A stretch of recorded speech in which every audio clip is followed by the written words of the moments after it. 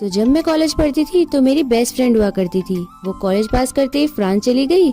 उसके बाद आज सुबह उसका फोन आया तो मैंने उससे पूछा, अरे आज तूने मुझे कैसे याद किया? तो कहने लगी कि मैं इंडिया आई थी तो मैंने सोचा तेरे से मिलती चलूं। मैंने बोला बिल्कुल, जरूर मिलने आ। तो कहने लगी तू मेरे लिए वही फ्रेंच फ्राइज बनाइयो जो तू मेरे लिए हॉस्टल में बनाया करती थी। मैंने बोला बिल्कुल। तो उसके बाद मैं लग गई फ्रेंच फ्राइज बनाने की तैयारी में। मैंने आलू को काटा, 2 मिनट बॉईल किया और अच्छे से पोंछ करके कॉर्नफ्लोर से कोट करके फ्राई कर लिया। फ्रेंच फ्राइज मैंने बना करके तैयार करे, उतने में मेरी फ्रेंड का कॉल आ गया।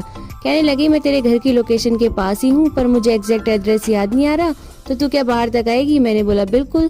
मैं गई बाहर तक। उतने में मैं और मेरी फ्रेंड घर आए तो देखा तो मेरे भाई ने सारे फ्रेंच फ्राइज निपटा दिए।